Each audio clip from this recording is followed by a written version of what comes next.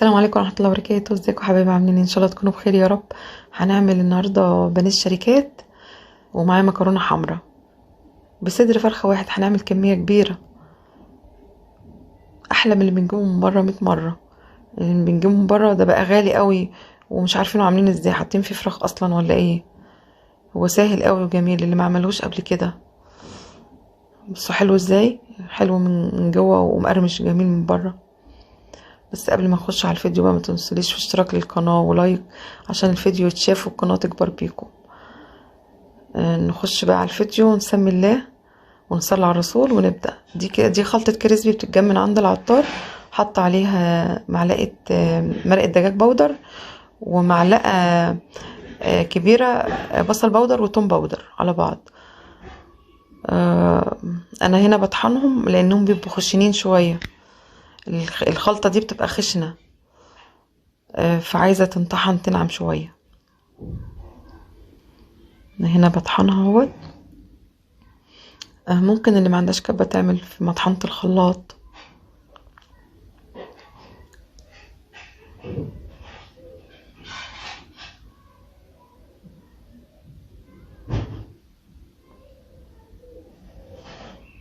أنا معايا هنا صدر فرخة مقطعاه قطع، يعني نص فرخة. الصدر بتاع الفرخة يعني نص فرخة.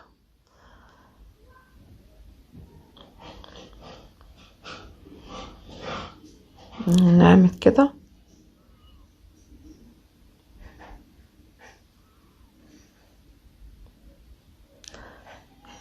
نفرم بقى الصدر الفرخة. يعني اللي ما عندهاش كبة ممكن تعمل بمخرطة الملوخية، في مفرمة البسكوت اللي هي بتاعت المكنة البسكوت، تفرموا فيه. اتصرفي يعني اي حلول كده. انا هنا فرمت اهو. معايا هنا بقى ديت خلطة فيجيتار بتتجمع من عند العطار.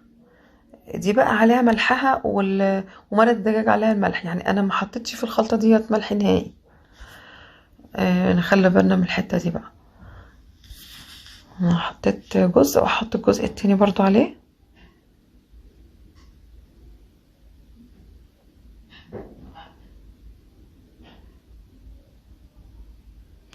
هنا معايا البهارات بقى. نص معلقة فلفل اسود، معلقة توم باودر، ومعلقة بصل باودر، ومعلقة كاري، ومعلقة بهارات فراخ، ومعلقة مرق دجاج باودر. هي لو مش متوفر عندك اي حاجة من دي مش مشكلة يعني. هي ممكن تتعمل بمعلقة مرق دجاج بس يعني. وبرضو ناخد بالنا ان كل ده، ان المرق الدجاج والفيجيتار فيها ملح، يعني ما نحطش ملح خالص. بس البهارات المتوفرة عندك في دول تحطي، مش متوفر مش مشكلة. بس مرق الدجاج أساسية يعني، عشان هي دي اللي بتدي الطعم. وهنا بقى انا بقى عملتها على جزئين لان هي كانت بقت كتيرة في الكبة. هو ممكن بعد صدر الفرخة ما يتفرم يعني نخلط الحاجات دي بايدينا عادي. يعني مش عندها كبة، تعمله بايديها عادي يعني، يتعجن بالايد. المهم المكونات تتخلط كويس ببعض.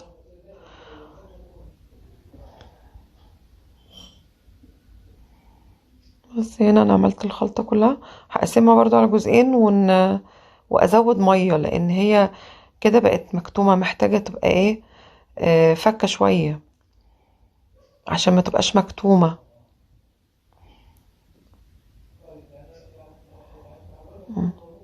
زود مية ونضربها تاني.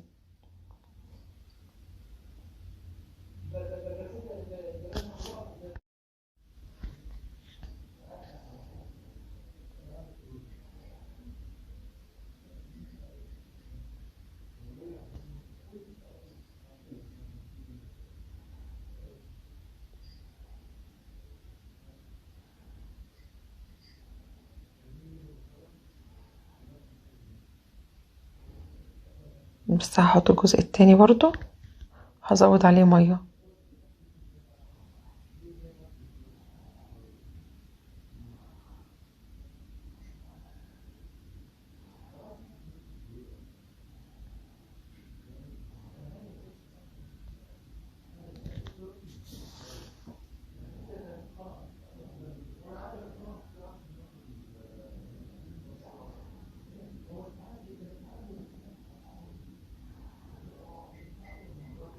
بس كده انا خلطت الجزئين ببعض بقى اللي انا ضربتهم دول، وحاطه جنبي بقى ميه، واعمله على شكل البانيه اللي بيتجاب من بره، يعني بيبقى ليه شكل كده. بحاول نعمله يعني ايه زي الشكل اللي بيتجاب من بره. انا هنا حاطه قسمه الكريسبي على مرتين في طبقين علشان ما نهدروهوش برضو.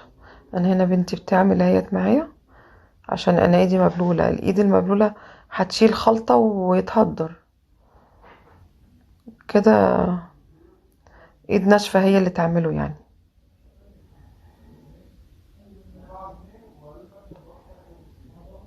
نحاول نخلي الشكل زي اللي بيتجاب من بره.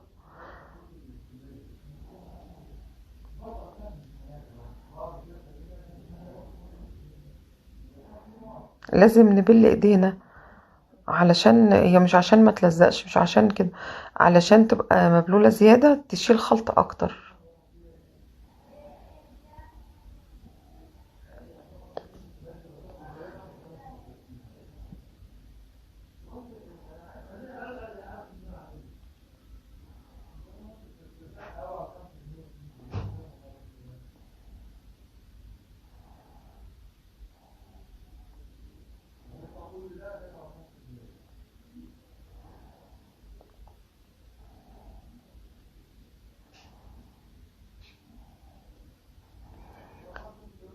ممكن تصغري عن كده كمان، هتطلع لك كمية اكتر.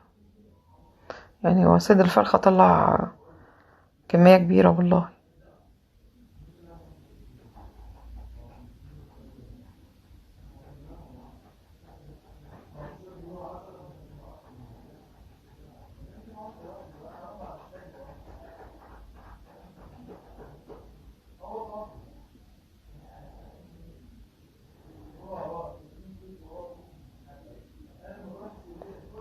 دي الكمية كلها بقى.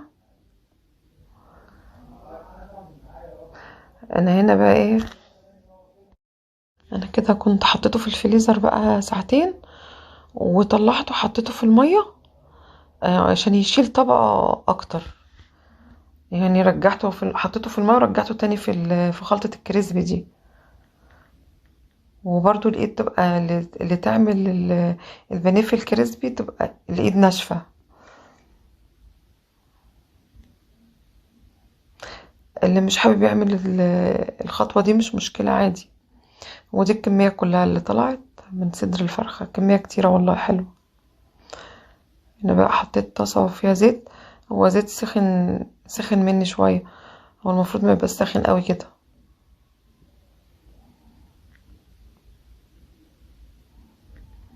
يعني انا سخنته زيادة، وانا وطيت كده النار عليها عشان برضو ما تتحرقش وتطيب حلو، يبقى النار وسط يعني. خد لون عشان كنت معليه النار. سخن مني، بس حلوة يعني. انا خليت النار وسط بقى كده. ما نوطيش النار، لو وطينا النار هتبقى طرية، هتطرى، مش هتبقى مرمشة، وهتشرب زيت. يعني النار وسط تبقى حلوة، لا نوطي ولا نعلي. بس ودي خلصت اهيت، حلوة ومقرمش وجميل والله. ودي الكمية اللي انا شلتها في الفريزر.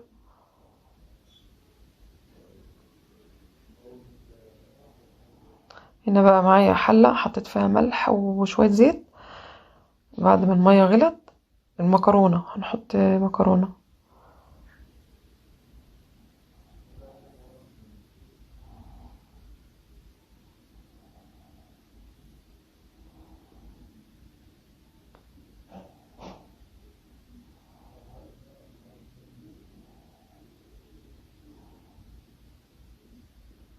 بعد ما المكرونة اتسلقت، انا هنا فرمت بصلاية. حلوة قوي الطريقة دي للمكرونة، اللي مش بيعملها كده جميلة والله، بالبصل والفلفل. يعني انا هشوح البصلة، وكان عندي فلفل رومي في الفريزر، وممكن فلفل اخضر عادي، اي فلفل. او كان عندي في الفريزر، طلعت شوية وحطيتهم. دي بقى بتخلي المكرونة طعمها حلو قوي. ودول معلقتين صلصة. اللي مش حابب يحط صلصة مش مهم، في ناس ما بتحبش الصلصة اصلا. هي هي احط طماطم بس، انا ضربت طماطم وهحطها اهي.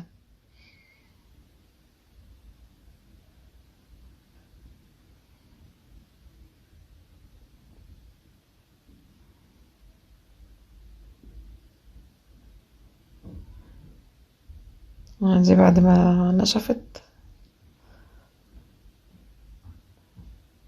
واضيف ملح. ملح وفلفل بس، يعني انا بحط على المكرونة ملح وفلفل بس. دول حبة سكر اللي حطيتهم دول عشان حموضة الطماطم. ودول الفلفل، يعني انا بحط على المكرونة ملح وفلفل بس. اللي حابب يضيف اضافات تانية بقى يضيف.